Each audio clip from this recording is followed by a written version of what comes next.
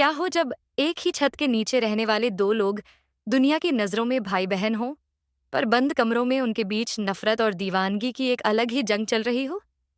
पेश है एक ऐसी कहानी जहां हमारा हीरो अपनी बंदी को इस कदर पागलों की तरह चाहता है कि वो कहता है, तुम्हारे रोम रोम से सिर्फ मेरी ही खुशबू आनी चाहिए। कहानी की शुरुआत होती है फैमिली के आलीशान मेंशन से, जहां हमारा हीरो सुचिंग बड़े ही आराम से बात ले रहा है। तभी वहां युआन आती है जिसके हाथों में सुचिंग के कपड़े हैं। युआन बहुत ही धीमी आवाज में कहती है, यंग मास्टर, आपके कपड़े। सुचिंग उसकी तरफ एक शरारती मुस्कान के साथ देखता है और कहता है, क्या हुआ युआन, अब तुम मुझे ब्रदर कहकर क्यों नहीं बुलाओगी? युआन अपनी नजरें झुका लेती है और डरते हुए कहती है, मेरी ऐसी हिम्मत नहीं है। आखिर मेरे डैड ने तुम्हें अडॉप्ट किया है। तुम इस घर की बेटी हो तो फिर मुझसे इतना डर क्यों रही हो? युआन वहां से भागने की कोशिश करती है, पर सुचेंग उसका हाथ पकड़कर उसे अपनी तरफ खींच लेता है। युआन अब पूरी तरह भीग चुकी है। सुचेंग उसके चेहरे के करीब आता है और धीमी आवाज में कहता है, "श्श, क्यों ना मैं तुम्हें थोड़ी गर्माहट महसूस कराऊं?" और फिर सुचेंग उसे पानी के अंदर खींचकर कस के गले लगा लेता है। माहौल एकदम गर्म हो जाता है। युआन छटपटाते हुए कहती है, सुचेंग, मुझे छोड़ो। अंकल हॉल में मेहमानों के साथ हैं। अगर किसी ने देख लिया तो अनर्थ हो जाएगा। सुचेंग उसकी आंखों में आंखें डालकर कहता है, सच बताओ युआन, क्या तुमने मुझे मिस नहीं किया? युआन अपना चेहरा घुमा लेती है और कहती है, तुम ये फालतू बातें बंद करो। पर सुचेंग कुछ नहीं सुनता और उसे किस करने लगता है। युआन खुद को बचाने के लिए उसके होंठ पर जोर से काट लेती है और वहां से भागने की कोशिश करती है। पर सुचेंग के पास उसे रोकने का एक पक्का रास्ता है। भाग रही हो? तुम्हारी ग्रैंड माँ की इस महीने की दवा मेरे पास है। क्या तुम्हें वो नहीं चाहिए? युआन एकदम से रुक जाती है और कहती है, प्लीज वो दवा मुझे दे दो। सुचिंग मुस्कुराते हुए कहता है, इतनी जल्दी क्या है? दे दूंगा, पर सब तुम्हारी परफॉर्मेंस पर डिपेंड करता है। सुचिंग एक अजीब सी शर्त रखते हुए कहता है, अगर ये दवा नीचे गिर गई तो तुम्हारी दादी का क्या होगा? इसीलिए अब इस दवा को अपने मुंह से पकड़ो। मजबूरी में युआन उस दवा को अपने मुंह में दबा लेती है और सुचेंग उसके साथ इंटीमेट होने लगता है। डर और रोमांस का ये खेल युआन को अंदर तक हिला देता है। कुछ देर बाद युआन कहती है, अब मुझे जाने दो सुचेंग। सुचेंग उसे फिर से खींचता है और कहता है, इतनी जल्दबाजी क्या है? मैं थोड़ी देर और तुम्हारे साथ यूं रहना चाहता हूँ। युआन गुस्से में कहती है, तुम बेशर्म हो। सुचेंग हंसते हुए कहता है, मैं बेशर्म हूँ? पर तुम्हारी तेज धड़कनें तो बता रही हैं तुम्हें मेरी बेशर्मी पसंद है। युआन उसे थप्पड़ मारने जाती है, पर सूचिंग उसका हाथ दबोचकर कहता है, आज ये जंगली बिल्ली कुछ ज्यादा ही पंजा मार रही है। अब तो पनिशमेंट देना ही पड़ेगा। तभी अचानक बाहर से एक मेड की आवाज आती है जो सुचेंग को बुलाने आ रही है। युआन सुचेंग को धक्का देकर पानी के अंदर छुप जाती है। मेड अंदर आती है और कहती है, यंग मास्टर, पार्टी शुरू हो गई है। मैडम आपको तुरंत नीचे बुला रही हैं। सुचेंग एकदम रिलैक्स्ड होकर कहता है, ठीक है, मैं आ रहा हूँ। मेड के जाते ही युआन पानी से बाहर आती है और बुरी तरह हाँफने लगती है। सुचेंग उसे चिढ़ाते हुए कहता है, लगता है पानी के अंदर के नज़ारे से तुम कुछ ज्यादा ही एक्साइटेड लग रही हो। युआन बिना कुछ बोले वहां से भागने लगती है, पर जाते जाते सुचेंग उसके कंधे पर हल्के से बाइट करता है। सुचेंग मुस्कुराते हुए कहता है, ये तुम्हारी पनिशमेंट थी। पार्टी में सब सुचेंग का इंतजार कर रहे हैं। सुचेंग की सौतेली माँ और उसकी बहन मिमी परेशान है कि आखिर ये युआन कहाँ गायब हो गई। तभी सुचेंग हॉल में एंट्री मारता है।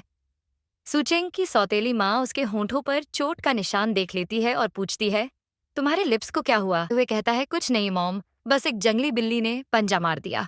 तभी युआन वहां पहुंचती है, पर कमजोरी की वजह से उसका पैर लड़खड़ा जाता है। वो गिरने ही वाली होती है कि सुचेंग उसे थाम लेता है। सुचेंग उसके कान के पास धीरे से कहता है, क्या हुआ युआन? तुम्हारे पैर इतने कमजोर कैसे हो गए? अभी से थक गई क्या? सौतेली माँ चिल्लाते हुए कहती है, सुचेंग उसे छोड़ो अभी। सुचेंग कहता है, मैं तो बस अपनी प्यारी बहन को संभाल रहा था। अब कहानी एक फ्लैशबैक में जाती है। सौतेली माँ युआन को धमकाते हुए कहती है, अपनी चालें चलना बंद करो युआन। भले ही तुम अडॉप्टेड हो, पर इस घर में तुम्हारी औकात एक नौकर से बढ़कर नहीं है। सुचेंग इस खानदान का वारिस है और उसकी शादी किसी ऊंचे घराने में ही होगी। अगर तुमने उसे लुभाने की कोशिश की तो याद रखना तुम्हारी दादी नर्सिंग होम में है और उनके साथ कुछ भी बुरा हो सकता है। यही डर युआन को सुचेंग से दूर रहने पर मजबूर कर रहा था। वापस पार्टी में सुचेंग के डैड कहते हैं, अच्छा लगा कि तुम दोनों भाई बहन में कितना गहरा रिश्ता है। सुचेंग एक शातिर मुस्कान के साथ कहता है, हमारा रिश्ता तो बहुत ही पुराना और गहरा है डैड। आप अंदाजा भी नहीं लगा सकते। मिस्टर पे बड़े भावुक होकर युआन की तरफ देखते हैं और कहते हैं कि युआन, तुम्हें हमारी फैमिली में आए 3 साल हो चुके हैं। तुम्हारी मॉम ने अपनी आखिरी सांस लेते हुए मुझे तुम्हारा ध्यान रखने को कहा था, और मुझे लगता है कि इन 3 सालों में मैं तुम्हारी मॉम के उस वादे को अच्छे से निभा पाया हूँ। वहीं मिमी खरी ये सब देख रही है और उसे अंदर ही अंदर बहुत गुस्सा आ रहा है। उसे लगता है कि डैड आज भी अपने पहले प्यार यानी युआन की माँ के चक्कर में पागल हैं। तभी तो उनकी मौत के बाद उनकी बेटी को अपने घर ले आए। तभी मिस्टर पे सस्पेंस तोड़ते हुए अनाउंस करते हैं कि आज मैं आप सबको हाइचेंग की फैमिली के बेटे जोहू से मिलवाना चाहता हूँ। जो की एंट्री होते ही लड़कियों में खुसर पुसर शुरू हो जाती है। एक लड़की कहती है कि भाई, जो की फैमिली इस शहर की सबसे अमीर फैमिली में आती है, तो दूसरी चुटकी लेती है कि पर दुख की बात यह है कि जो के पास जायदाद का कोई हक नहीं है, क्योंकि वो एक नाजायज औलाद है। मिमी तो जो को देखकर बहुत खुश थी, क्योंकि वो उसे पसंद करती थी। पर जो यहाँ युआन को देखकर हैरान रह जाता है। मुझे उम्मीद नहीं थी कि हम इतनी जल्दी फिर मिलेंगे। ये सब देखकर सुचेंग का खून खौलने लगता है। मिस्टर पे बड़े शौक से पूछते हैं कि क्या तुम दोनों एक दूसरे को पहले से जानते हो? जो एक प्यारी सी मुस्कान के साथ बताता है कि हाँ, ने युआन को एक लाइब्रेरी में देखा था और पहली नजर में ही युआन उसे पसंद आ गई थी। इस बात से सुचेंग का चेहरा गुस्से से लाल पड़ जाता है। युआन मामला ठंडा करने के लिए झूठ बोल देती है कि मुझे वो मुलाकात ठीक से याद नहीं। तभी मिस्टर पे सबसे बड़ा धमाका करते हैं कि पे और जो की फैमिली अब एक होने वाली है, क्योंकि मेरी अडॉप्टेड डॉटर युआन की शादी जो से होने जा रही है। यह सुनकर मिमी का दिल टूट जाता है और सुचेंग से भी चुप रहा नहीं जाता। वो सबके सामने चिल्ला पड़ता है कि ये ठीक नहीं है डैड। युआन तो अभी कुछ टाइम पहले ही अडॉप्ट हुई है। असली हक तो मिमी का है, जो इस घर की सगी बेटी है। इसलिए उसकी शादी झो की फैमिली में होनी चाहिए। मिमी को लगता है कि भाई उसका साथ दे रहे हैं, पर मिसेस पे साफ कर देती हैं कि ये दोनों परिवारों का फैसला है। वो झो से कहती हैं कि हमने तुम्हें यहाँ इसीलिए बुलाया है ताकि शादी से पहले तुम दोनों एक दूसरे को अच्छे से जान लो। सुचेंग अब झो को नीचा दिखाने का कोई मौका नहीं छोड़ता। वो कहता है कि तुम मुश्किल से युआन से 2 बार मिले हो और उसे सीधा नाम से बुला रहे हो। लगता है तुम्हारी फैमिली ने तुम्हें सही से परवरिश नहीं दी है। जो अपनी गलती मानता है और कहता है कि आई एम सॉरी, मुझे मिस युआन कहना चाहिए। फिर वो युआन को डांस के लिए इनवाइट करता है। युआन को पता है कि पे और जो की फैमिली बिजनेस पार्टनर हैं और उसे अपनी ग्रैंड माँ की दवा के लिए पे फैमिली की जरूरत है। उसे ये भी लगता है कि जो से जुड़कर वो सुचेंग के इस टॉक्सिक प्यार से पीछा छुड़ा पाएगी, इसलिए वो डांस के लिए हाँ कर देती है। सुचिंग से ये नज़ारा देखा नहीं जा रहा था, इसलिए वो भी मिमी को खींचकर डांस फ्लोर पर ले आता है। डांस करते वक्त अचानक युआन की टक्कर होती है और उसके कंधे में तेज दर्द उठता है। जो फौरन पूछता है कि क्या तुम ठीक हो? युआन मुस्कुराकर हाँ कह देती है, पर असलियत ये थी कि वो दर्द सुचेंग के काटने की वजह से हो रहा था। मिमी जलन के मारे युआन को गिराने की कोशिश करती है, पर गलती से झो के पैर में चोट आ जाती है। इसी अफरा तफरी का फायदा उठाकर सुचेंग युआन को अपनी बाहों में भर लेता है और उसके कान में फुसफुसाता है कि क्या हुआ, तुम्हें उस आदमी की इतनी फिक्र हो रही है? अभी 2 दिन भी नहीं हुए उससे मिले और तुम्हें उसकी चिंता सता रही है? मेरे साथ तो पता नहीं तुम कितनी बार इंटीमेट हो चुकी हो, तो तुम मुझे कैसे ट्रीट करने वाली हो? वो उसे सबके सामने किस करने की कोशिश करता है, तो युआन उसे झिड़कते हुए कहती है कि यहाँ कोई पागलपंती मत करो सुचेंग। सुचेंग एक खतरनाक मुस्कान के साथ कहता है कि ठीक है, और उसे घसीटकर डांस फ्लोर और दूसरे लोगों की नजरों से दूर ले आता है। युआन चिल्लाती है कि तुम चाहते क्या हो? अभी भी सारे मेहमान नीचे मौजूद हैं। तो क्या हुआ? तुम नहीं चाहती कि उन सबको हमारे इस रिश्ते के बारे में पता चले? भूलो मत कि अपनी दादी की दवा के लिए सबसे पहले तुम ही मेरे रूम में आई थी और तुमने ही शुरुआत की थी। मुझे सब समझ आ रहा है कि तुम्हारे दिमाग में क्या चल रहा है। तुम्हें लगता है कि तुम झो से शादी करके मुझसे पीछा छुड़ा लोगी? क्या तुम्हें अपनी दादी के जीने या मरने से कोई फर्क नहीं पड़ता? युआन पलटकर जवाब देती है कि तुम्हें लगता है कि बस तुम ही मुझे दवा दे सकते हो? मैं इसके लिए अंकल की भी मदद ले सकती हूँ। सुचेंग हंसते हुए कहता है कि ठीक है, ट्राई कर लो। उस दवा कंपनी के सारे शेयर्स मेरी मॉम मरने से पहले मेरे नाम करके गई हैं, इसलिए डैड भी उसमें कुछ नहीं कर सकते। युआन बेबसी में पूछती है कि तुम ऐसा क्यों कर रहे हो। सुचिंग उसे अपनी बाहों में कसकर कहता है क्योंकि मैं तुम्हें पसंद करता हूँ। युआन कहती है कि ये पसंद नहीं है, तुम बस मुझे अपना खिलौना बनाना चाहते हो। तुम जानते हो कि तुम्हारी शादी कहीं और तय हो चुकी है, हम कभी एक नहीं हो सकते। सुचिंग उसकी आंखों में आंखें डालकर कहता है कि तुम सिर्फ मेरी हो और मेरे अलावा तुम्हें कोई टच नहीं कर सकता। युआन उसे एक नंबर का बेशर्म और नीच कहती है। सुचिंग कहता है कि तुम्हें जो समझना है समझो, पर अब तुम सीधे जाकर झो से सगाई के लिए मना करोगी क्योंकि तुम्हें जिंदगी भर मेरे पास रहना है। युआन कहती है, मैं ऐसा कुछ नहीं करूंगी, जिससे सुचिंग खुद पर काबू खो बैठता है और उसे अपनी दीवानगी दिखाने के लिए उसके और करीब आने लगता है। तभी बाहर से झो की आवाज आती है कि युआन, क्या तुम अंदर हो? सुचिंग शरारत में कहता है कि हाँ, युआन यही है। वो दरवाजा खोलने जाता है। चाहता था वो लड़का खुद अपनी आंखों से देखे कि युआन पर सिर्फ उसका हक है। तभी युआन डर के मारे उसे रोकने के लिए खुद आगे बढ़कर सुचेंग को किस करने लगती है। सुचेंग मुस्कुराकर कहता है कि देख लो, इस बार भी पहल तुमने ही की है। वो उसे और भी गहराई से चूमने लगता है और युआन चुपके से दरवाजा लॉक करने की कोशिश करती है, पर सुचेंग उसे रोककर उसके साथ और भी ज्यादा इंटीमेट होने लगता है। बाहर से झो को कुछ सुनाई देता है और वो कहता है कि युआन, क्या तुम्हारे साथ अंदर कोई है? मुझे किसी मर्द की आवाज आ रही है। युआन कांपते हुए कहती है कि झो, बहुत रात हो चुकी है और मैं सोने जा रही हूँ। सुचिंग उसके कान में कहता है कि क्या होगा अगर उसने हम दोनों को इस हाल में देख लिया। युआन कहती है, अपना ये पागलपन बंद करो प्लीज। पर सुचिंग वही करता है जो उसे पसंद है। उसने दरवाजा खोल ही दिया था कि युआन फौरन बाहर आ जाती है और सुचिंग दरवाजे के पीछे से उसे टच करने लगता है। युआन झो को टालने की कोशिश करती है। कल बात करते हैं। जो कहता है कि मैं तुम्हारे लिए बस ये किताब लाया था। तभी वहां सुचेंग की सौतेली माँ आ जाती हैं। वो झो को वहां देखकर हैरान होती हैं और फिर युआन को यूं बिखरे बालों और कपड़ों में देखकर पूछती हैं कि तुमने ये क्या हुलिया बना रखा है अपना। युआन बहाना बनाती है कि डांस में चोट लगी थी, वही दवा लगा रही थी। सौतेली माँ युआन को धमकी देती है कि बेशक तुम्हारी और झो की शादी होने वाली है, पर इस घर के उसूल बहुत सख्त हैं। ऐसी हरकत दोबारा नहीं होनी चाहिए। कमरे के अंदर उन्हें सुचेंग की शर्ट जैसा कुछ दिखता है, पर युआन झो से किताब मांगकर उनका ध्यान भटका देती है। सबके जाते ही सुचेंग फिर से युआन के पास आता है और झो की किताब को बकवास कहकर फेंक देता है। वो कहता है कि चलो अब वहीं से शुरू करते हैं जहां छोड़ा था। तुमने पहले ही बहुत वक्त बर्बाद कर दिया है। वो फिर से युआन के साथ इंटीमेट होता है। जब सुचेंग बाद में कमरे से बाहर निकलता है तो वो बहुत खुश दिख रहा था। मिसेस पे उसे देखकर सोचती हैं कि ये इतना खुश क्यों है। कहीं ये युआन के कमरे में तो नहीं था। लेकिन सस्पेंस यहाँ खत्म नहीं होता। जो ने सुचेंग को युआन के कमरे से निकलते हुए देख लिया था और अब उसकी आंखों में प्यार की जगह बदले की आग जल रही थी। अगले दिन हम युआन को हॉस्पिटल में देखते हैं जहां अचानक उसकी मुलाकात जो से होती है। जो बताता है कि वह पे फार्मास्यूटिकल के साथ एक बिजनेस कोऑपरेशन के सिलसिले में आया है। युआन की नजर जो के हाथ में मौजूद उसी दवाई पर पड़ी और उसकी आंखें चमक उठती हैं। वह जो से पूछती है कि क्या वह यह दवा खरीद सकती है क्योंकि उसकी ग्रैंड माँ बहुत बीमार है। जो मुस्कुराते हुए कहता है, बिल्कुल। युआन जब कीमत पूछती है तो जो बड़े प्यार से जवाब देता है, इसके लिए आपको पैसे देने की जरूरत नहीं है, बस किसी दिन मुझे एक अच्छी सी ट्रीट दे देना। जो युआन को घर छोड़ने आता है। युआन उसे डिनर पर ले जाने का वादा करती है, पर जो बहुत ही जेंटलमैन बनकर कहता है, मुझसे इतना फॉर्मल होने की जरूरत नहीं है युआन, तुम मुझे मेरे नाम से बुला सकती हो।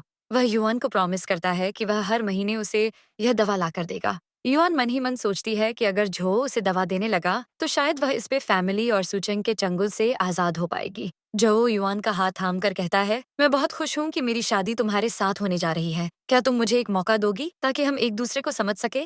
युआन धीरे से हाँ कह देती है, लेकिन उन्हें क्या पता था कि ऊपर बालकनी से सुचेंग यह सब देख रहा है और जलन के मारे उसका बुरा हाल है। जो के वहां से जाते ही सुचेंग बाहर आकर उसे झपट लेता है। युआन चिल्लाती है, तुम पागल हो गए हो क्या? बाहर कोई देख लेगा। सुचेंग गुस्से में कहता है, अच्छा अभी झो के साथ बाहर खड़ी थी तब तो तुम्हें बाहर होने का डर नहीं लगा। युआन सफाई देती है कि उसने झो के साथ कुछ नहीं किया, पर सुचेंग की आंखों में खून उतरा हुआ था। सुचेंग कहता है, मैं खुद देखना चाहता हूँ कि तुमने कुछ किया है या नहीं, पर तभी युआन उसे कस के एक थप्पड़ मार देती है। सुचेंग तब उसे घसीटकर अपनी गाड़ी में डालता है। युआन चिल्लाती है, तुम मुझे कहाँ ले जा रहे हो? पर सुचेंग कुछ नहीं कहता और सीधा अपने प्राइवेट विला ले जाता है। वहां पहुंचकर सुचेंग कहता है, युआन अपने कपड़े उतारो। युआन मना करती है तो सुचेंग चिढ़ाकर कहता है, क्या हुआ? जू से मिलने के बाद से तुम्हारे पर कुछ ज्यादा ही नहीं निकल आए हैं। तुम्हें क्या लगता है कि तुम मेरे कंट्रोल से बाहर निकल जाओगी? युआन भागने की कोशिश करती है और कहती है, मेरी सगाई होने वाली है और तुम्हारी भी अपनी लाइफ पार्टनर है। ये सब ठीक नहीं है। सुचेंग गुस्से में चिल्लाता है, सब कुछ मैं डिसाइड करूंगा। वह युआन के हाथ बांध देता है और उसकी ड्रेस को बीच से कट कर देता है। उस रात वह अपनी सारी जलन युआन पर निकाल देता है। अगली सुबह युआन के पास पहनने को कुछ नहीं था। वह सुचेंग से कहती है, मुझे घर जाना है, अंकल आंटी गुस्सा होंगे, क्या तुम मेरे लिए नई ड्रेस ला सकते हो? सुचेंग कहता है, ला दूंगा, पर मेरी जो शर्ट तुमने पहनी है उसे तुम्हें वापस करनी होगी। युआन वह शर्ट उतारने लगी तो वह उसे अपने करीब खींचकर कहता है, हमेशा याद रखना, तुम सिर्फ मेरी हो। तुम्हारे रोम रोम से सिर्फ मेरी खुशबू आनी चाहिए, किसी और की नहीं। दूसरी तरफ घर पर सब युआन के गायब होने से परेशान हैं। मिमी ताना मारती है कि पता नहीं वह रात भर कहाँ गुलझर्रे उड़ा रही थी। तभी सुचेंग और युआन एक साथ घर लौटे हैं। सबकी नजरें उन पर टिक जाती हैं। सुचेंग बड़े आराम से झूठ बोल देता है कि कंपनी में कुछ जरूरी काम था, इसलिए वह युआन को अपने साथ ले गया था। स्टेप मॉम कहती है, बेटा जो और युआन की शादी होने वाली है, तुम्हारा यूं बिन बताए युआन के साथ रात को बाहर रहना अच्छा नहीं लगता। सुचिंग को अपनी स्टेप मॉम की बातों से कोई फर्क नहीं पड़ता। उल्टा झो से कहता है, तुम यहाँ इतनी सुबह सुबह, लगता है तुम्हारे पास कोई काम धंधा नहीं है। झो कहता है, मैं तो बस युआन के लिए एक किताब लेकर आया था। तभी सुचेंग की सौतेली माँ एक खुलासा करती है कि जेनी चीन वापस आ रही है। जेनी जो फू फैमिली की बेटी है और सुचेंग की मंगेतर भी है। युआन का दिल उसका नाम सुनते ही बैठ जाता है। सुचेंग के डैड उस एयरपोर्ट से पिक करने को कहते हैं, पर वह जाने से साफ इनकार कर देता है। उसके डैड चिल्लाते हैं, क्यों नहीं, आखिर तुम दोनों की शादी होने वाली है। भूल मत वो मेरे बिजनेस पार्टनर की बेटी है, और यह भी कि उसने किस तरह तेरी जान बचाई थी। तभी सुचेंग युआन की तरफ मुड़ता है और उसके होंठों पर लगे जूस को साफ करते हुए बोलता है, सॉरी डैड, पर लाइफ में ऑलरेडी लड़की है। इस बात और सुचेंग को यूं युआन के होंठ पोंछते हुए देख डैड समझ लेते हैं कि वह युआन की बात कर रहा है। तेरा दिमाग तो खराब नहीं हो गया है सुचेंग, वह रिश्ते में तेरी सिस्टर है। यह सुनकर मिमी भी भड़क जाती है और चिल्लाती है, तुम्हारी इतनी हिम्मत, तुम मेरे भाई को लुभाने की कोशिश कर रही हो। युआन डर के मारे बात संभालते हुए कहती है, आप लोग गलत समझ रहे हैं। मास्टर मुझे सिर्फ एक शील्ड की तरह यूज कर रहे हैं ताकि वह दूसरी लड़कियों से बच सकें। सुचेंग के फादर राहत की सांस लेते हैं और झो को भी समझाते हैं, बेटा सुचेंग की बात का बुरा मत मानना, उसे मजाक करने की आदत है और ये दोनों बचपन से ही काफी करीब हैं। तभी सुचेंग की सौतेली माँ बताती है कि कुछ दिनों बाद शहर से दूर उनके कंट्री साइड में एक इवेंट होने वाली है, और ताकि जो और युआन एक दूसरे के साथ वक्त बिता सकें, उन्होंने उनके लिए वहाँ एक रूम बुक कर दिया है। सुचेंग बीच में टांग अड़ाते हुए कहता है, मुझे भी कुछ दिन बाद वहाँ जरूरी काम है, साथ में चलते हैं फिर। मॉम कहती है, बेटा एंगेज्ड कपल के साथ तुम वहाँ जाकर क्या करोगे? सुचेंग सख्त आवाज में बोला, मैंने बताया तो मुझे कुछ जरूरी काम है, तो भला मुझे अपनी असिस्टेंट की जरूरत तो होगी ना। बाद में हम देखते हैं कि मिमी अपनी मॉम के सामने रोना धोना कर रही है। वह कहती है, मम्मी आप युआन और जो की शादी कैसे करा सकती हैं? जो और मैं एक दूसरे के लिए परफेक्ट मैच हैं।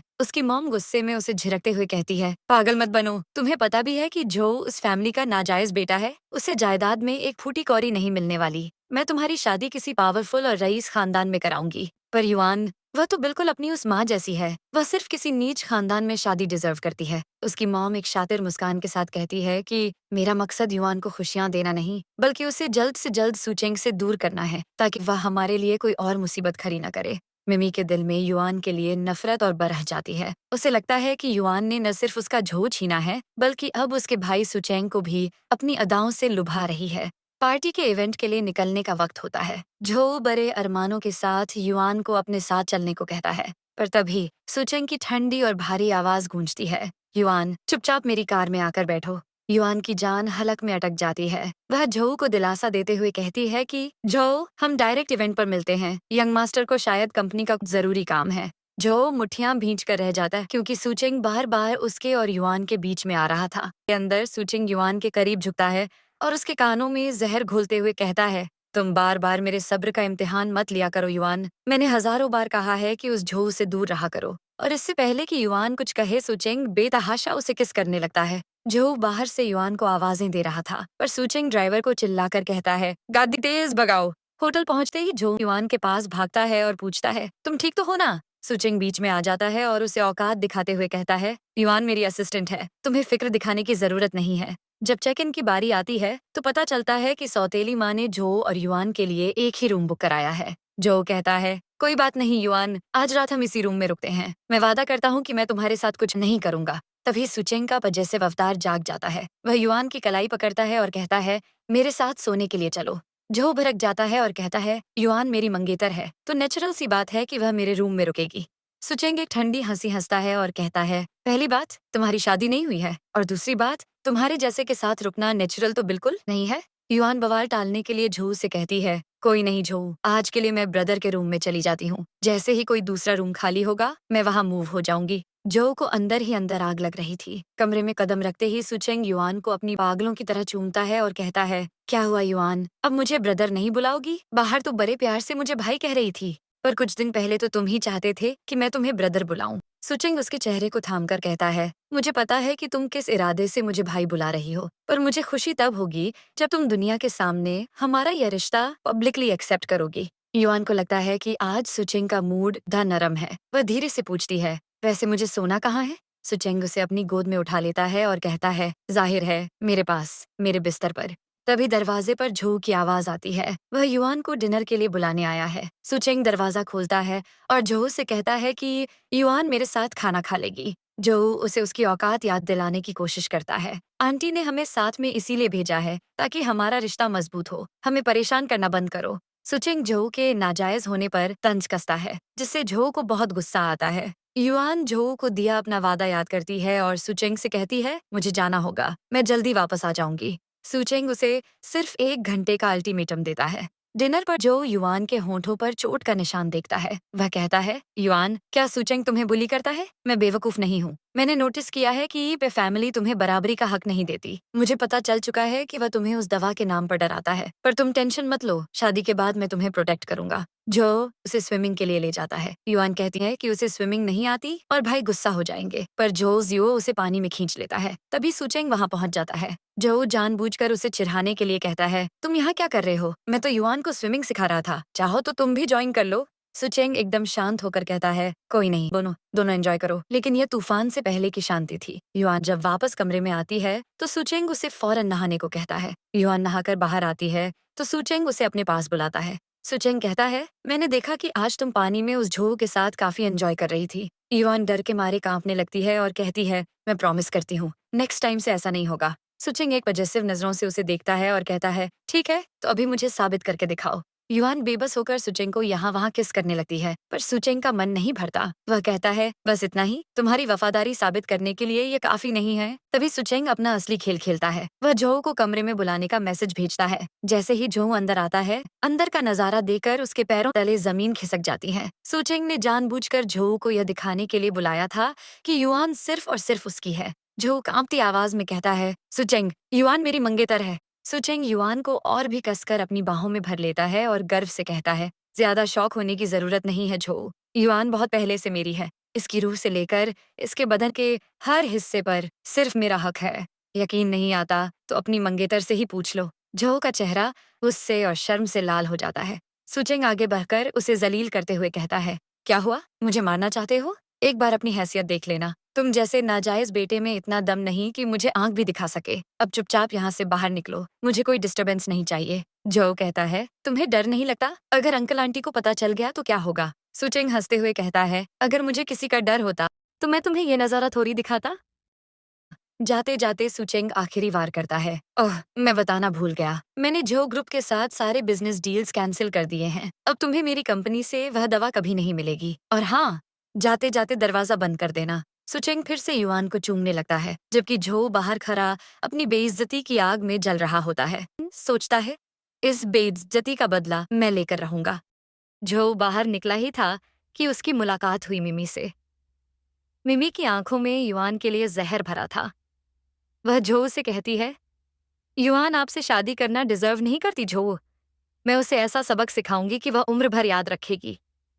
जो उसकी बातें सुन तो रहा था, पर उसके दिमाग में कुछ और ही चल रहा था। माना कि सुचेंग ने युआन को गंदा कर दिया है, पर वो है तो मेरी मंगेतर, इतनी आसानी से मैं उसे अपने हाथ से जाने नहीं दूंगा। इधर मेंशन के अंदर सुचेंग की आवाज में एक अजीब सी सख्ती है। युआन, तुम्हें हमेशा मेरे साथ ही रहना होगा, ये बात तुम गांठ बांध लो। युआन पूछती है, आखिरकार तुम मुझे आजाद क्यों नहीं कर देते सुचेंग? मुझे जाने क्यों नहीं देते? सुचेंग उसके चेहरे के बहुत करीब आता है। उसकी सांसें युआन के चेहरे से टकरा रही हैं। वह कहता है, क्योंकि मैं तुम्हें पसंद करता हूँ। क्या ये समझना इतना मुश्किल है? पर युआन को उसके इस प्यार से घुटन हो रही थी। वह गुस्से में उसे झिड़क कर वहां से चली जाती है। सुचेंग उसे जाते हुए देखता रहता है और सोचता है, इतने साल बीत गए युआन, पर आज भी तुम मेरे दिल को पहचान नहीं पाई। युआन बाहर निकलती है तो मिमी उसे घेर लेती है और जबरदस्ती एक क्लब में ले आती है। मीठे अंदाज में नाटक करती है, युआन, तुम्हारी सगाई होने वाली है, चलो आज रात आजादी का जश्न मनाते हैं। मैंने तुम्हारे लिए कुछ बहुत ही हैंडसम लड़कों को इनवाइट किया है। युआन वहां से भागने की कोशिश करती है, पर मिमी के इशारे पर वे आवारा लड़के युआन को चारों तरफ से घेर लेते हैं। मिमी युआन की ड्रिंक में नशीली दवा मिला देती है। जो बाहर खड़ा यह सारा तमाशा देख रहा था। मिमी युआन को वह ड्रिंक ऑफर करती है। युआन मना करती है, पर मिमी उसे जबरदस्ती वह ड्रिंक पिला देती है। मिमी का इरादा साफ था, आज रात के बाद युआन किसी को मुंह दिखाने लायक नहीं बचेगी। उसकी इज्जत मिट्टी में मिल जाएगी तो फिर तो उसकी शादी होने से रही। लड़के जबरन युआन को एक अंधेरे कमरे की तरफ ले जाने लगते हैं। जो सोचता है, दवा का असर शुरू हो गया होगा, अब मुझे इस मौके का फायदा उठाना चाहिए। आज के बाद युआन सिर्फ मेरी होगी। इस तरफ मिमी भागकर सुचेंग के पास पहुंचती है और झूठे आंसू बहाती है। भाई, मैंने युआन को बहुत सारे लड़कों के साथ कमरे में जाते देखा है। उधर कमरे में जो जैसे ही युआन के करीब पहुंचता है, उसके होश उड़ जाते हैं। युआन को मिमी की नीयत का अंदाजा पहले ही हो गया था। उसने चुपके से अपने पास पेपर स्प्रे रखा था। जैसे ही वे लड़के करीब आए, युआन ने सबकी आंखों में पेपर स्प्रे कर दिया था और अब वो सब दर्द में करहा रहे थे। जो युआन के सामने शरीफ बनने का नाटक करता है। युआन, मुझे पता चला कि किसी ने तुम्हारी ड्रिंक में कुछ मिलाया है। तुम ठीक तो हो ना? दवा का असर युआन पर बहाक रहा था। उसे देख जौ की नीयत डोलने लगती है। वह कहता है, युआन, तुम्हें मेरी हेल्प की जरूरत है। डोंट वरी, वैसे भी हम जल्द ही शादी करने वाले हैं। लेकिन इससे पहले कि जो युआन को हाथ लगा पाता, सुचेंग दरवाजा तोड़कर अंदर आया और जो को एक जोरदार पंच मारकर नीचे पटक देता है। सुचेंग युआन को अपनी बाहों में भरता है और गुस्से में चिल्लाता है, तुम ये क्या कर रही थी? अगर मैं नहीं आता तो तुम इस घटिया आदमी के साथ सो चुकी होती। पर सुचेंग का दिल तब दहल जाता है जब वह देखता है कि युआन ने खुद को होश में रखने के लिए अपने हाथ पर गहरा जख्म कर लिया था। युआन का यह हाल देखकर सुचेंग के गुस्से की जगह तरफ ले लेती है। तभी मिमी बीच में आती है, पर सुचेंग उसे एक जोरदार थप्पड़ मारता है। वह अपने बॉडीगार्ड्स को हुक्म देता है, इन सबको तब तक मारो जब तक ये मौत की भीख न मांगे। जाते जाते वह जोहू को वार्निंग देता है, दोबारा अगर युआन को छूने की कोशिश की तो मैं तुम्हें जिंदा दफन कर दूंगा। अगली सुबह जब युआन को होश आता है तो वह देखती है कि सुचेंग ने उसके जख्मों की ड्रेसिंग कर दी थी। युआन को उसकी यह केयर अच्छी लगती है। जब वह कमरे से बाहर आती है तो मिमी और वे लड़के वहीं मौजूद थे। सुचेंग उन लड़कों को सच बोलने पर मजबूर करता है। सुचेंग की मौत वाली धमकी के आगे वे टूट जाते हैं और सच उगल देते हैं। मिस मिमी ने ही हमें पैसे दिए थे ताकि हम मिस युआन के साथ जबरदस्ती करें। सुचेंग मिमी पर बरस पड़ता है और मिमी घबराकर अपनी गलती मान लेती है। सुचेंग उसे खुद को थप्पड़ मारने की सजा देता है। मिमी और वे लड़के डर के मारे खुद को जोर जोर से थप्पड़ मारने लगते हैं। सुचेंग युआन के पास आता है और पूछता है, युआन, क्या तुम्हें अभी भी दर्द हो रहा है? युआन कहती है, पहले से बेहतर हूँ। सुचेंग उसे सख्ती से कहता है, आगे से कभी खुद को चोट पहुंचाने के बारे में सोचना भी मत। बाद में सुचेंग वेंग युआन की ड्रेसिंग फिर से करता है और उसे सुलाने लगता है। युआन को लगा कि वह फिर से इंटीमेट होने जा रहा है, तो वह कहती है, अभी मैं हर्ट हूँ सुचेंग। सुचेंग करवाहट के साथ कहता है, क्या तुमने मुझे जानवर समझ रखा है? सुझाओ, मैं तुम्हें टच नहीं करूंगा। हकीकत यह थी कि युआन ने खुद को जानबूझकर हर्ट किया था ताकि वह होश में भी रहे और चोट देखकर सुचेंग कुछ दिन तक उससे दूर रहे। अंत में जो फिर से युआन के पास आता है और हमदर्दी जताता है, युआन, तुम अब भी मेरी मंगेतर हो। आई एम श्योर सुचेंग तुम्हें उसके साथ रहने के लिए फोर्स करता होगा, इसलिए मैं तुम्हें दोष नहीं दे रहा। युआन ठंडी नजर से देखती है और पूछती है, वैसे तुम्हें कैसे पता चला कि मुझे किसी ने ड्रग्स दिया है? जो हकलाने लगा, वो मैंने किसी को बात करते सुना था। पर युआन समझ जाती है कि जो झूठ बोल रहा है। वह जान चुकी थी कि जो उस रात बचाने नहीं बल्कि उसका फायदा उठाने आया था। इसी बीच सुचेंग के बॉडीगार्ड्स मिमी को वहां से घसीटते हुए ले जा रहे थे। वह बेबसी में झो का हाथ पकड़ने की कोशिश करती है और गिड़गिड़ाती है, जो, प्लीज मुझे बचा लो। भाई ने मुझे 6 महीने के लिए कमरे में बंद करने का हुक्म दिया है। जो हैरान होकर बुदबुदाता है। कोई इतना बेरहम कैसे हो सकता है? क्या उसे अपने माँ बाप का भी खौफ नहीं? मिमी बिलखते हुए जवाब देती है, उसे कोई कंट्रोल नहीं कर सकता जो। प्लीज तुम्हें ही कुछ करना होगा। तभी उसकी नजर युआन पर पड़ी और उसकी आंखों में फिर से वही जहर उतर आता है। वह चिल्लाती है, ये सब तेरी वजह से हो रहा है युआन। तूने ही मेरे भाई को मुझ पर भड़काया है। युआन ठंडी आवाज में जवाब देती है, सब तुम्हारी अपनी करतूतों की है मिमी। मुझ पर इल्जाम लगाना बंद करो। तभी मेंशन के दरवाजे खुलते हैं और एंट्री होती है जेनिफू की, वे फैमिली की होने वाली बहू। मिमी उसे देखते ही चहक उठती है, मानो उसे कोई ढाल मिल गई हो। जेनी अपनी ऊंची हील्स की आवाज के साथ युआन के पास आती है और उसे नीचा दिखाते हुए कहती है, तुम एक मामूली सी अडॉप्टेड लड़की होकर मिमी को चोट पहुंचाने की हिम्मत कैसे की? अपनी औकात मत भूलो युआन, तुम इस घर में एक नौकरानी से बढ़कर कुछ नहीं हो। जो युआन का पक्ष लेते हुए कहता है, मिस जेनी, युआन मेरी मंगेतर है, आपसे गुजारिश है कि तमीज से बात करें। पर जेनी उन्हें अनसुना कर देती है और ऐलान करती है, कल रात मेरी वेलकम पार्टी है और तुम दोनों को वहां मौजूद रहना होगा। और हाँ, मिमी भी मेरी पार्टी में आएगी। जब सुचेंग के आदमी उसे रोकने की कोशिश करते हैं, तो जेनी गरजती है, तुम लोग पे फैमिली की होने वाली मालकिन के खिलाफ जाओगे? मैं खुद सुचेंग से बात कर लूंगी। जेनी सुचेंग के पास पहुंचती है, जो कि अपनी फाइल्स में बिजी है। जेनी उसके करीब आती है और बड़े प्यार से कहती है, सुचेंग, मैं चाहती हूँ मिमी मेरी पार्टी में आए, उसे छोड़ दो। सुचेंग अपनी गर्दन उठाए बिना कहता है, मतलब वह अभी तक आजाद घूम रही है? और वह फौरन अपने सेक्रेटरी को कॉल लगाता है। उसकी आवाज में बर्फ जैसी ठंडक है। सेक्रेटरी, मिमी अभी तक कमरे में लॉक क्यों नहीं हुई? उसे इसी वक्त घर के अंदर नजरबंद करो। जेनी के पैरों तले जमीन खिसक जाती है। वह चिल्लाती है, सुचेंग, तुम मेरे साथ ऐसा कैसे कर सकते हो? क्या तुम भूल गए कि उस रात मैंने तुम्हारी जान बचाई थी? सुचेंग एक पल के लिए रुकता है और उसकी आंखों में झांकर पूछता है, क्या तुम इस बात को लेकर वाकई श्योर हो जेनी? जेनी के पसीने छूटने लगते हैं। उसे याद आती है वह काली रात, जब गुंडे सुचेंग के पीछे पड़े थे। सुचेंग भागते हुए अंधेरे में एक लड़की से टकराया। वह युआन थी। गुंडों को गुमराह करने के लिए सुचेंग ने युआन को अपनी बाहों में कैद कर लिया और उसे एक गहरा, पागलपन भरा किस करने लगा। उन आदमियों को लगा कि कोई कपल रोमांस कर रहा है और वे निकल गए। सुचेंग ने उस अजनबी लड़की का नाम पूछना चाहा, पर युआन डर के मारे वहां से भाग निकली। उस धुंधलके में जेनी वहीं कहीं मौजूद थी और उसने बड़ी चालाकी से उस एहसान का क्रेडिट खुद ले लिया। जेनी घबराकर कहती है, बेशक, मैं ही थी वो। उसके जाने के बाद सेक्रेटरी आता है और पूछता है, सर, आपको पता है कि उस रात जेनी ने नहीं युआन ने आपकी जान बचाई थी। फिर आप उसे सच क्यों नहीं बताते? सुचेंग की आंखें डार्क हो जाती हैं।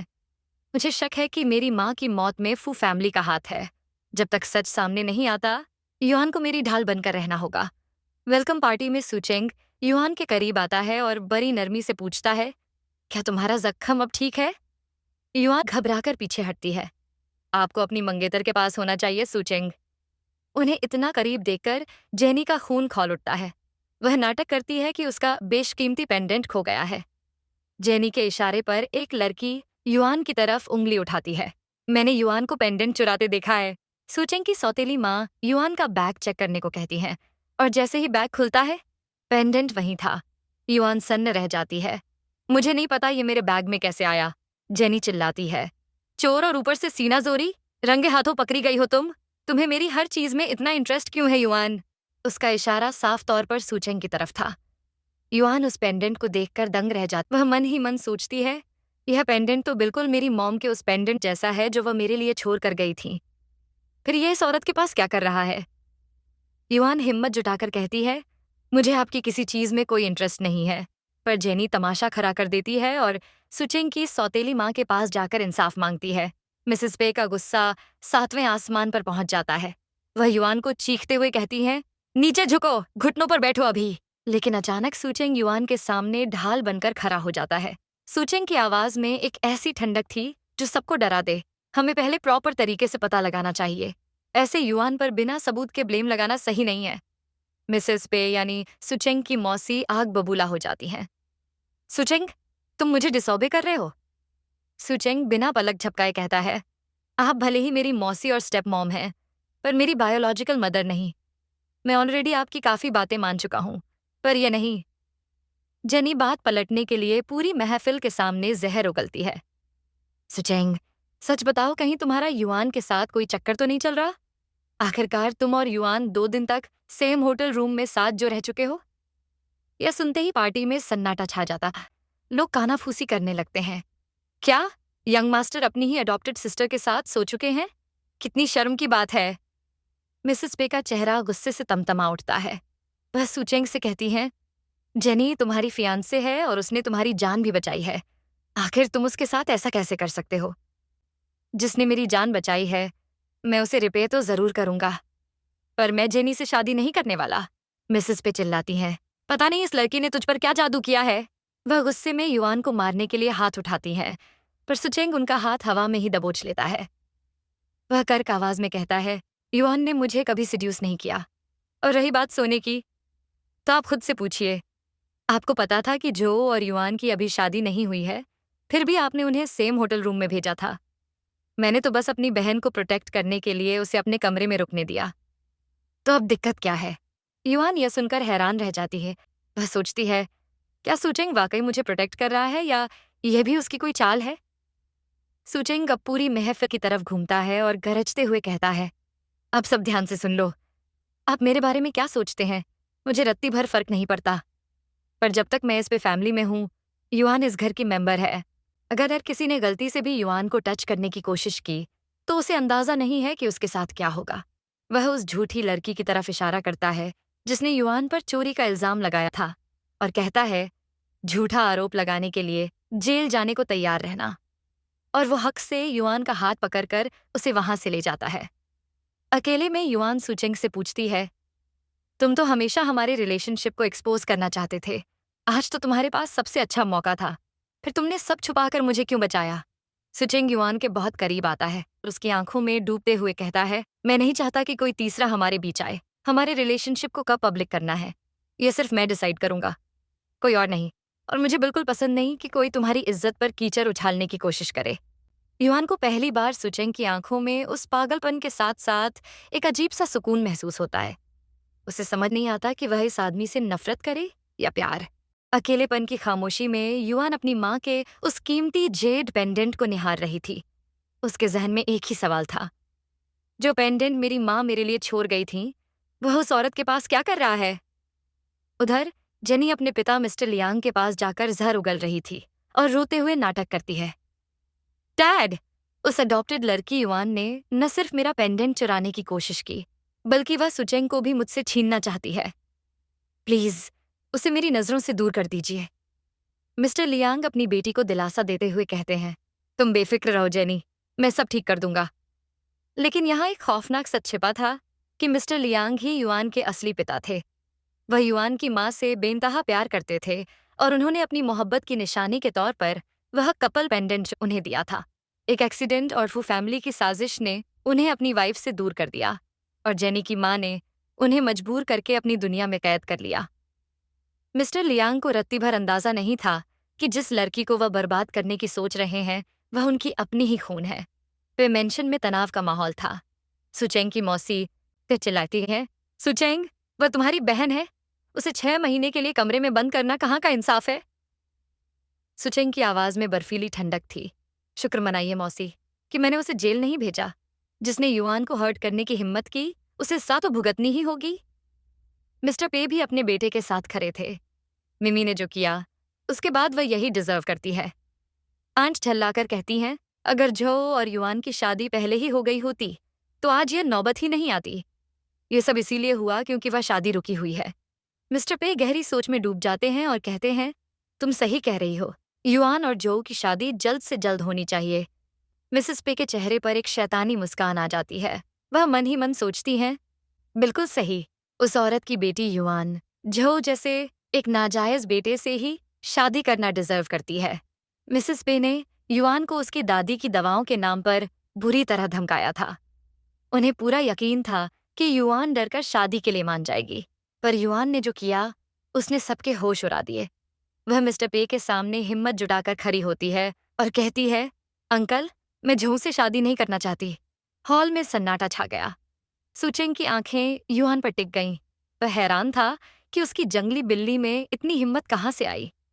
मौसी ने तंज कसा, तो फिर किससे शादी करना चाहती हो? मिस्टर पे प्यार से पूछते हैं कि आखिर बात क्या है। युआन मासूमियत का नाटक करते हुए कहती है, जो के लिए मेरे दिल में कोई फीलिंग्स नहीं है। पर अंकल, अगर मैं शादी से मना कर दूं, तो क्या आप मेरी बीमार दादी की दवाइयां बंद कर देंगे? मिस्टर पे का दिल पिघल जाता है। वह युआन को दिलासा देते हैं, पागल लड़की, ऐसी छोटी सी बात के लिए कोई तुमसे नाराज नहीं होगा। तुम्हें जो से शादी करने की कोई जरूरत नहीं है। मिसेस पे का चेहरा गुस्से से लाल हो जाता है। उसे समझ आता है कि युआन ने अपनी मासूमियत से मिस्टर पे को अपने वश में कर लिया है। सुचेंग एक कोने में बैठा अपनी जीत की मुस्कान छुपा रहा था। वह सोचता है, मेरी वाइल्ड कैट ने तो आज कमाल कर दिया। बाद में सुचेंग युआन के पास आता है। युआन उसे देखते ही सहम जाती है। अंकल ने कह दिया है, अब आप मुझे दवाओं के नाम पर कंट्रोल नहीं कर सकते। सुचेंग उसके बहुत करीब झुकता है। मेरे पास तुम्हें काबू करने के और भी कई तरीके हैं युआन, और आज मेरा मूड बहुत अच्छा है। वह युआन को एक सुनसान और खूबसूरत जगह पर ले जाता है। युआन कतराती है, पर सुचेंग उसे अपनी बाहों में खींचकर एक गहरा और पैशनेट किस करने लगता है।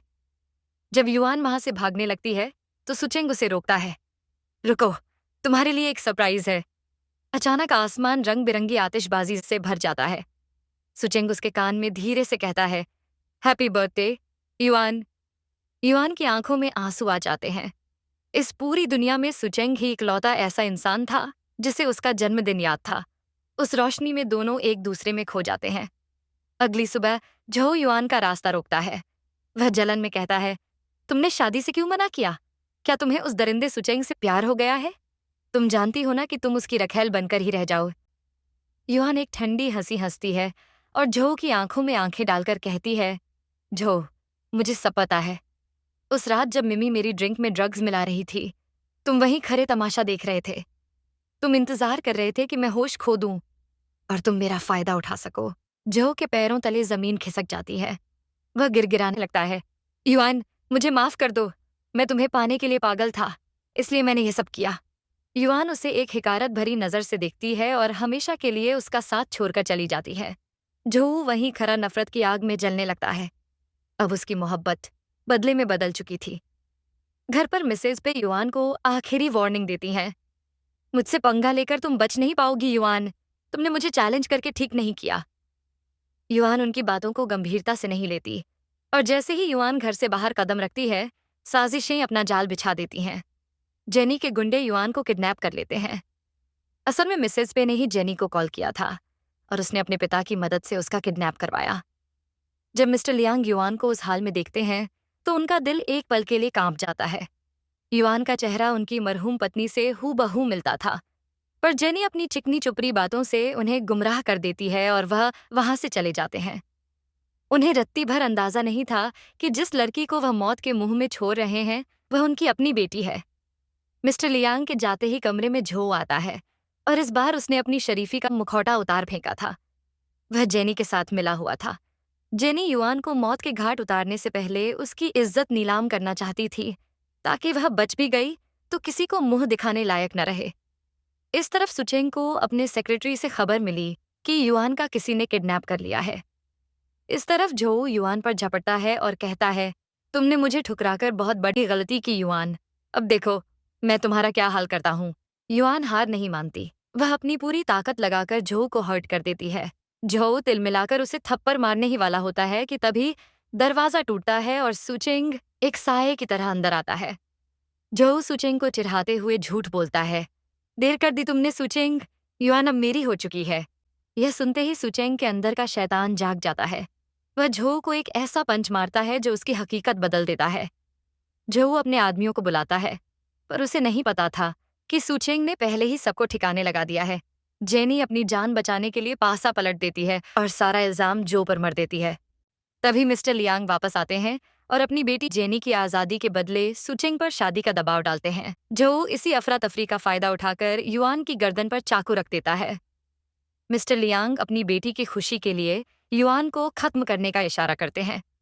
युआन सुचेंग की आंखों में देखती है, उन आंखों में जो उसके लिए पागल थीं। वह मुस्कुराकर कहती है, थैंक यू सुचेंग, मेरा ख्याल रखने के लिए। मेरे जाने के बाद मेरी दादी को अकेला मत छोड़ना।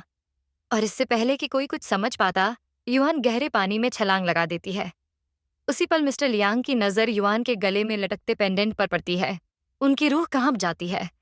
उन्हें समझ आ जाता है कि वह अपनी ही बेटी को मौत के मुंह में धकेल चुके हैं। मिस्टर लियांग का आदमी शूट करने की कोशिश करता है और गोली सीधे झो को लगती है। सुचिंग बिना एक पल गंवाए युआन को बचाने के लिए उसी गहरे पानी में मौत की छलांग लगा देता है। हॉस्पिटल के कमरे में जब सुचिंग को होश आता है तो उसकी पहली पुकार युआन के लिए थी। वह अपने सेक्रेटरी से पूछता है, युआन कहाँ है? क्या वह मिल गई? सेक्रेटरी अपनी नजरें झुकाकर कहता है, सर, अभी तक उनके बारे में कुछ पता नहीं चला। वैसे भी मिस युआन को स्विमिंग नहीं आती थी। उस गहरे पानी में बचना मुमकिन नहीं है। सुचिंग गुस्से में गरजता है, अपनी बकवास बंद करो, उसे ढूंढो, वह जिंदा है। जब वह जो के बारे में पूछता है तो पता चलता है कि जो बच तो गया है, पर किडनैपिंग और मर्डर के इल्जाम में वह पूरी उम्र जेल में सड़ने वाला है। अकेले कमरे में सुचेंग युआन की तस्वीर सीने से लगाकर बच्चों की तरह रोने लगता है। जेनी सुचेंग के पास आकर गिड़गिड़ाती है, सुचेंग, प्लीज मेरी फैमिली को बर्बाद मत करो। युआन ने खुद पानी में जंप लगाया था, इसमें मेरी क्या गलती है? सुचेंग अब खूंखार आंखों से उसे देखता है और कहता है, अपनी गंदी जुबान से युआन का नाम मत लो जेनी। जेनी चिल्लाती है, आप सब उस युआन के पीछे पागल क्यों हैं? डैड भी उस दिन के बाद से पत्थर बन गए हैं। वह सुचेंग को याद दिलाती है कि उसने उसकी जान बचाई थी, पर सुचेंग एक ठंडी हंसी हंसता है और कहता है, जेनी, मुझे पहले से पता था कि तुम मेरी सेवियर नहीं हो। अफू फैमिली को बर्बाद होने से कोई नहीं रोक सकता।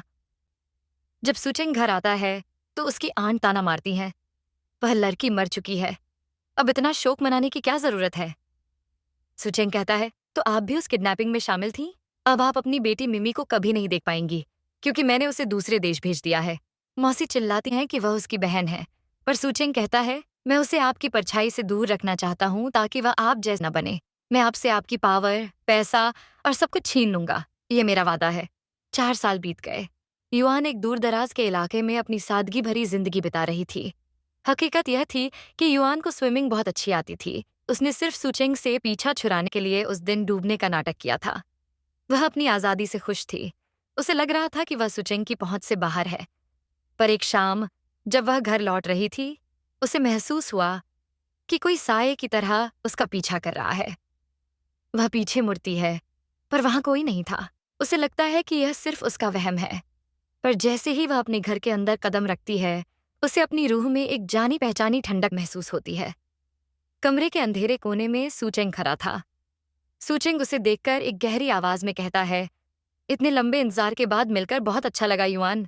वैसे तुम इतना डर क्यों नहीं हो? युआन भागने की कोशिश करती है, पर सुचेंग उसे दीवार से सटा देता है। उसकी आंखें जुनून से भरी थीं।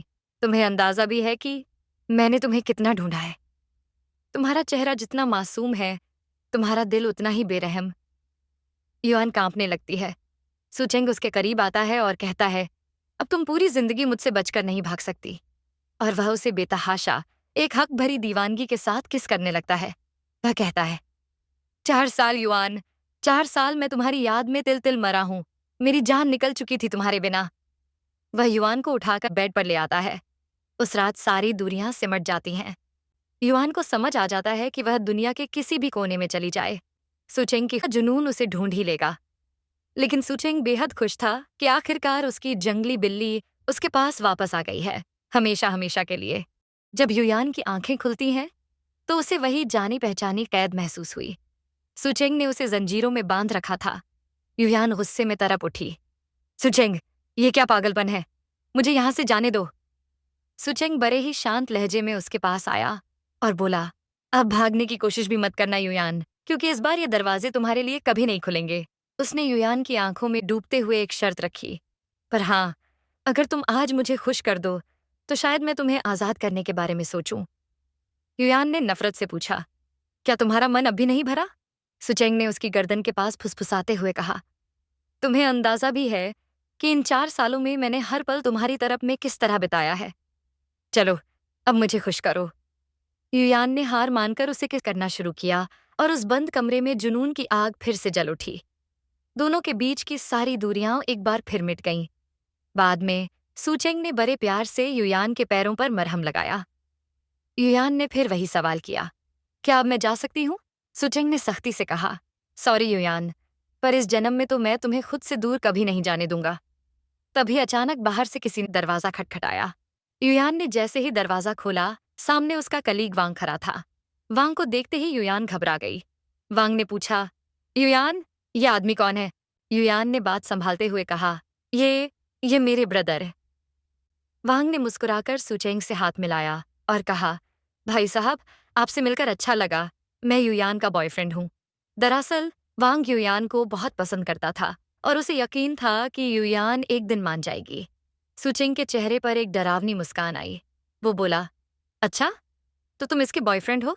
वैसे यहाँ क्या करने आए हो? वांग ने कहा कि उनका डेट पर जाने का प्लान है। युयान ने वांग को कितनी बार मना किया, पर वो फिर भी आ गया। सुचेंग का पजेसिव अवतार जाग जाता है और वो भी उनके साथ उनकी डेट खराब करने साथ चल देता है। बाहर सुचेंग वांग को नीचा दिखाने का कोई मौका नहीं छोड़ता। सुचेंग ने वांग से पूछा, वैसे तुम्हें युयान में क्या पसंद है? बहुत सीधी लगती है ना? वांग बोला कि वो बहुत नेक दिल है। सुचेंग हंसकर बोला, तुम्हें गलतफहमी है। असल में ये एक बहुत शातिर है। अपना शिकार ढूंढना, उन्हें रिझाना बखूबी जानती है। वो भीड़ के बीच युयान को चोरी छिपे परेशान कर रहा था। वांग ने पूछा, युयान, तुम ठीक तो हो ना? सुचेंग ने जवाब दिया, बेचारी बचपन से ही शर्मीली है। सुचेंग ने वांग को नैपकिन लाने के बहाने भेजा और उसके पीठ पीछे युयान को जबरदस्ती किस करने लगा। बाद में जब वो लाइब्रेरी आए, तब भी सुचेंग युयान का एक पल के लिए भी पीछा नहीं छोड़ता, मानो वो वांग के साथ नहीं, उसके साथ डेट पर आई हो। वांग उन्हें रंगे हाथों पकड़ने ही वाला था कि अचानक युयान कमर में दर्द का बहाना करने लगती है। सुचेंग ने उसे उठाकर कुर्सी पर बैठा दिया और बोला, तुम फिक्र मत करो, मैं तुम्हारी कमर अभी ठीक कर दूंगा। वो वांग के सामने ही युयान को बड़े प्यार से मसाज देने लगा और जानबूझकर उसे तंग करने लगा। वांग सोच में पड़ जाता है, ये भाई बहन के बीच इतनी नजदीकी कुछ अजीब नहीं है, या मैं ही कुछ ज्यादा सोच रहा हूँ। तभी एक छोटा बच्चा लियो युयान को मम्मी पुकारते हुए उसके गले से लिपट गया। युयान उसे देखकर सन्न रह गई। वांग बोला, मैं चाहता था कि लियो भी हमारे साथ टाइम बिताए, इसीलिए मैंने मॉम को उसे लाने को कहा था। सुचेंग ने पूछा, ये बच्चा किसका है युयान? युयान ने सुचेंग का दिल तोड़ने के लिए सबसे बड़ा झूठ बोला, ये मेरा और वांग का बेटा है और हम जल्द ही शादी करने वाले हैं। ये सुनकर सुचेंग का चेहरा सफेद पड़ गया। उसे लगा कि उसकी दुनिया उजर गई है और वो वहां से बिना कुछ बोले चला जाता है। वांग ने घर पहुंचकर युयान से पूछा, क्या तुम सच में मुझसे शादी करोगी युयान? युयान बोली, सॉरी वांग, मुझे मजबूरन सुचेंग के सामने झूठ बोलना पड़ा। तुम बहुत अच्छे इंसान हो, लेकिन मैं तुम्हारे लायक नहीं हूँ। रात के सन्नाटे में युयान के फोन की घंटी बजती है। स्क्रीन पर सुचेंग का नाम देकर उसका दिल जोर से धड़कने लगता है। वो खिड़की का पर्दा हटाकर नीचे देखती है। सुचेंग कड़ाके की ठंड में बिना किसी गर्म जैकेट के सीधे उसकी खिड़की की तरफ देख रहा था। फोन उठाते ही सुचेंग की भारी और कांपती हुई आवाज आती है, युयान, नीचे आओ अभी। युयान मना करना चाहती थी, पर सुचेंग की हालत देखकर वो खुद को रोक नहीं पाई। वो जैसे ही उसके सामने आई, सुचेंग उसे अपना बनाने, उसके करीब होने की कोशिश करता है। युयान गुस्से में चिल्लाती है, बस करो सुचेंग, मैं कुछ ही देर पहले वांग के साथ थी। क्या तुम्हें इस बात से कोई फर्क नहीं पड़ता? सुचेंग की आंखें लाल हो जाती हैं। वो युयान की कलाई को कस कर पकड़ता है। उसकी सांसें तेज थीं। युयान, मुझे उकसाने की कोशिश मत करो। तुम किसी के भी साथ होने का नाटक करो, पर सच तो ये है कि तुम सिर्फ मेरी हो, रूह से लेकर जिस्म तक, सिर्फ मेरी। युयान कहती है, मेरी शादी होने वाली है सुचेंग, तुम फिर भी मेरे साथ ये सब करना चाहते हो? सुचेंग उसकी आंखों में आंखें डालकर कहता है, हाँ, क्योंकि तुम सिर्फ मेरी हो। रात गहरा चुकी थी और बाहर बर्फीली हवाएं चल रही थीं। युयान ने अपनी खिड़की का पर्दा हटाया तो उसकी धड़कन रुक सी गई। सुचेंग अभी भी वहीं खड़ा था, बिल्कुल चुपचाप, जैसे कोई पत्थर की मूरत हो। वो 2 दिनों से बिना कुछ खाए पिए उस ठंड में खड़ा उसका इंतजार कर रहा था। युयान का दिल पसीज रहा था, पर वो खुद को रोक रही थी। तभी अपनी माँ से छुपकर लियो सुचेंग के पास गया और बोला, अंकल, क्या आप मेरे डैड हैं? मेरे पास डैड की जो फोटो है वो बिल्कुल आप जैसी दिखती है। युयान ने कहा, बेटा, मैं तुम्हारा डैड नहीं अंकल हूँ। बातों ही बातों में लियो ने बताया कि वांग उसके डैड नहीं है। इनफैक्ट उसने अपने डैड को आज तक कभी मिला ही नहीं है। सुचेंग ने जब लियो की उम्र 3 साल सुनी तो उसका दिमाग चकरा गया। 4 साल पहले युयान उसे छोड़कर गई थी, यानी लियो उसी का बेटा है। सुचेंग की आंखों में आंसू आ जाते हैं। वो फौरन युयान के पास आकर झिंझोर कर पूछता है, आखिर कैसे युयान, तुम इतनी हार्टलेस कैसे हो सकती हो? मेरा अपना खून, मेरा बेटा तुमने मुझसे दूर रखा। तुम्हें अंदाजा भी है कि इन 4 सालों में मैं हर रोज कितनी बार मरा हूँ तुम्हें ढूंढते ढूंढते? युयान फूट फूट कर रोने लगती है और मैं क्या करती सुचेंग, जेनी से तुम्हारी शादी तय हो गई थी, ऊपर से उसने तुम्हारी जान बचाई। भला तुम उसे छोड़कर मेरा और मेरे बच्चे का साथ कैसे निभाते? मुझे डर था कि पे फैमिली मेरे बच्चे को मार देगी, इसलिए मैं भाग गई। सुचिंग युयान को अपनी बाहों में जकड़ लेता है और उसे उसी जुनून के साथ चूमता है जैसे उस पहली रात किया था। युयान का पूरा शरीर सुन्न पड़ जाता है। उसे किस में वही एहसास था, वही तरफ थी। सुचिंग कहता है, बुद्धू, अब समझ आया क्यों मैं तुम्हें खुद से दूर नहीं होने देना चाहता। मैं जानता हूँ उस रात वो लड़की तुम थी, जेनी नहीं। इसी तरह उनके बीच की सारी गलतफहमी पिघल जाती है। पर तभी 2 दिनों की ठंड और खाली पेट रहने की वजह से सुचेंग का शरीर जवाब दे देता है। वो युयान के कंधों पर ही बेहोश हो जाता है। युयान घबराकर उसे अंदर ले जाती है। पूरी रात वो सुचेंग का ख्याल रखती है। उसके माथे पर ठंडी पट्टियां रखती हैं। सूरज की पहली किरण जब कमरे में आई तो सुचेंग की आंखें खुली। उसने देखा कि युयान उसके सिरहाने बैठी है, थकी हुई पर सुकून में। सुचेंग ने धीरे से उसका हाथ पकड़ा और एक गहरी, प्यार भरी आवाज में बोला, गुड मॉर्निंग वाइफ। युयान ने अपना हाथ छुड़ाया और कहा, ज्यादा हवा में मत उड़ो सुचेंग, मैं तुम्हारी वाइफ नहीं हूँ। सुचेंग के चेहरे पर एक शरारती मुस्कान आई। वो बिस्तर पर उठकर बैठा और युयान की आंखों में आंखें डालकर बोला, तुमने मेरे बच्चे को जन्म दिया है युयान, तो ऑफकोर्स तुम मेरी वाइफ ही हुई ना। अब इस सच से तुम कब तक भागोगी? युयान का चेहरा शर्म से लाल हो गया। उसने बात काटने के लिए कहा, तुम अपनी बकवास बंद करो और जल्दी से जाकर नहा लो। तुम्हारी तबीयत अभी पूरी तरह ठीक नहीं हुई है। अकेले नहीं, तुम भी मेरे साथ चलोगी। उस सुबह शावर के नीचे गिरते पानी के साथ 4 साल की सारी दूरियां और करवाहट हमेशा के लिए बह गई। दोनों एक बार फिर पूरी तरह से एक दूसरे के हो गए। नहाने के बाद माहौल थोड़ा संजीदा हो गया। सुचिंग ने युयान को बड़े प्यार से पूछा, युयान, तुम 4 सालों तक मुझसे दूर रही, अब बताओ तुम इस नुकसान की भरपाई कैसे करने वाली हो? मेरी तो तुम्हारे बिना जान ही निकल गई थी। उसने चिढ़ते हुए पूछा, और एक बात बताओ, तुम्हें बॉयफ्रेंड बनाने के लिए सिर्फ वही वांग मिला था? युयान ने तब बताया कि वांग सिर्फ उसका कलीग है। मैं काम में बिजी रहती थी, इसीलिए वांग की मामलियों का ख्याल रखने में मेरी हेल्प करती थी। हमारे बीच ऐसा कुछ नहीं था जैसा तुम सोच रहे हो। सुचेंग ने उसे अपनी बाहों में भर लिया, पर फिर नकली गुस्सा दिखाते हुए कहा, फिर भी तुमने अपनी बीमार दादी के बारे में भी नहीं सोचा? क्योंकि मुझे तुम पर खुद से ज्यादा भरोसा था। मुझे यकीन था तुम दादी का ख्याल भी मुझसे बेहतर रखोगे। सुचेंग ने पूछा, वैसे मुझे पता है कि तुम्हें भागने में मिस्टर लियांग ने हेल्प की थी, पर तुम्हें कैसे पता चला कि वो तुम्हारे फादर हैं?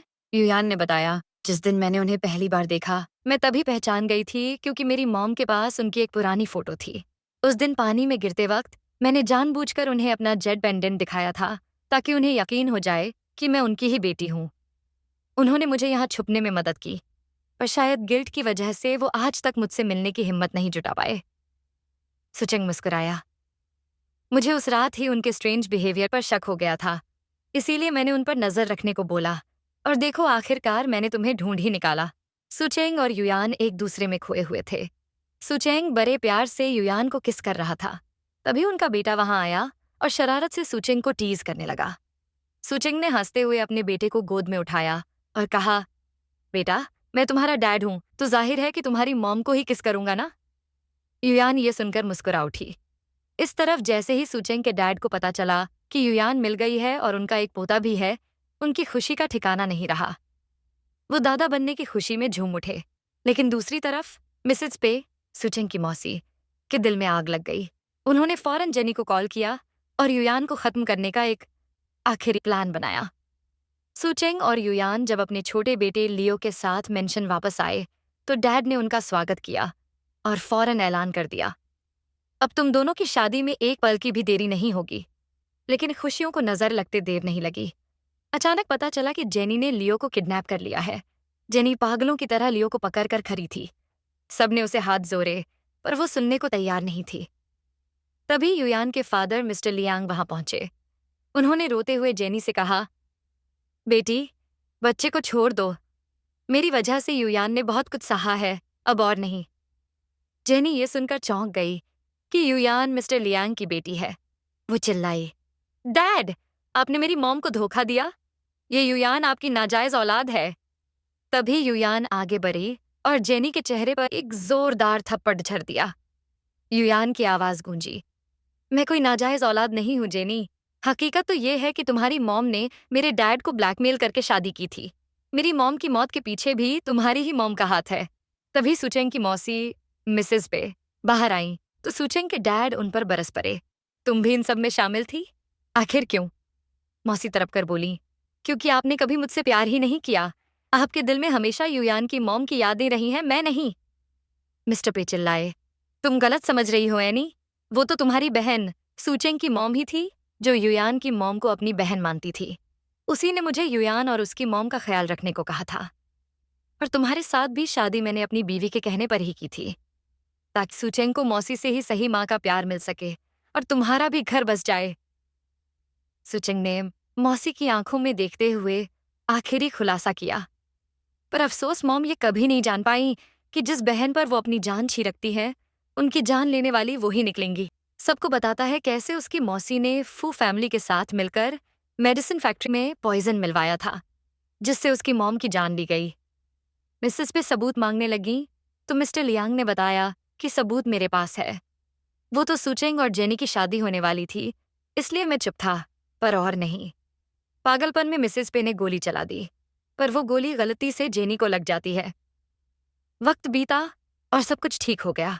मौसी सलाखों के पीछे पहुंच गई और जेनी की हकीकत भी सबके सामने आ गई। आखिरकार सुचेंग और युयान की धूमधाम से शादी हो गई। शादी की पहली रात सुचेंग युयान के पास आता है और माहौल को रोमांटिक बनाने की कोशिश में था, लेकिन तभी लियो उनके सारे रोमांस पर पानी फेर देता है। मम्मा, मुझे आपके पास सोना है। सुचेंग का चेहरा देखने लायक था। वो झुंझला गया, पर कुछ बोल नहीं पाया। बाद में जब लियो गहरी नींद में सो गया, तो सुचेंग दबे पांव आकर युयान को कमरे से बाहर ले जाता है। युयान मुस्कुराई और सुचेंग ने बड़े प्यार से उसे चूमते हुए कहा, अब कोई तीसरा हमारे बीच नहीं आएगा युयान, तुम सिर्फ मेरी हो। उस चांदनी रात में दोनों ने अपनी नई जिंदगी की एक हसीन शुरुआत करते हैं। तो दोस्तों, यहीं खत्म होती है सुचेंग और युयान की ये दीवानगी भरी प्रेम कहानी। आपको ये स्टोरी कैसी लगी? प्लीज़ मुझे कमेंट सेक्शन में ज़रूर बताइएगा। अगर आपको ये सीरीज़ पसंद आई, तो वीडियो को लाइक और शेयर करना ना भूलें। Thanks for watching.